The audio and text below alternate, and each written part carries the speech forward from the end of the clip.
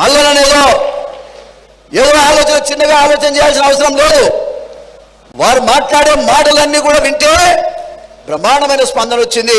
మొన్న మిర్యాలగూడలో మీటింగ్ పెడితే కూడా బ్రహ్మాండంగా జనమంతా బహిరంగ సభను విజయవంతం చేశారని కూడా ఈ సందర్భంగా నేను తెలియజేస్తా ఉన్నాను. రాజకీయాలకు కావాల్సింది విచక్షణ. ఓటు మన చేతుల్లో ఉన్నది, ఎవరికి వేద్దామనే ఆలోచన ఓటర్కు రావాల్సిన అవసరం ఉంది. ఆ రకంగా తీసుకురాగలిగినాడే మనకు రాజ్యాధికారంలో భాగస్వామ్యం ఉంటుందని కూడా మరొకసారి సందర్భంగా నేను తెలియజేస్తా ఉన్నాను. ఏమయ్యా 100%లో 50% ఒక భాగం, మిగతా 50%లో అన్ని వర్గాలు ఎస్సీలు, ఎస్టీలు, బీసీలు వీళ్ళందరికీ ఒక భాగం.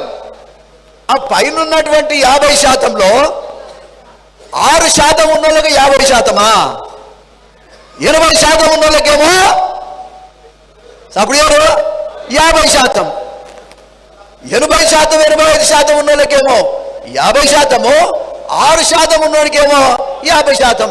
ఇది ఎంతవరకు కరెక్టే?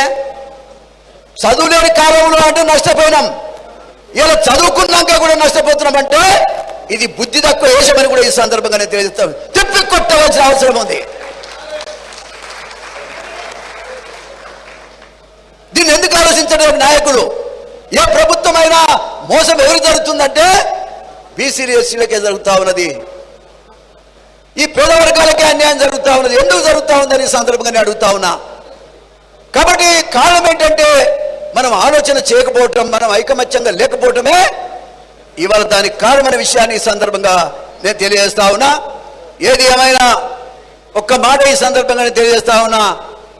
నేను ఎవరి ఇంటికి పోయేటోని కాదే, ఎవరింటికి పోను. మీరు ఎవరన్నా అడుగురు.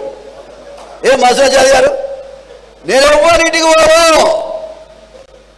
నా విలువ నాకుంటేనే నేను పోతే తప్ప నేను ఎవరి దగ్గర పోయేటోని కాదు. కానీ తీర్మానం వల్ల ఇంటికి నేనే పోయినా. మొగోడు తమని మొగోడు అని చెప్పి అనే తృప్తి నాకుంది. నీలాంటి వాడిని ప్రోత్సహిస్తే జాతికి మేలవుతుందని నీ దగ్గరకు వచ్చిన తమ్మని చెప్పినాను. ఎవరు చూడు కాలు మొక్కే కాన్నే ఉన్నాడు. ఎవరు చూడు కాలు మొక్కే కా అయ్యా బాధ్యం బయటనేమో పేద రూపావిట్ట అని వాళ్ళు గిట్లా.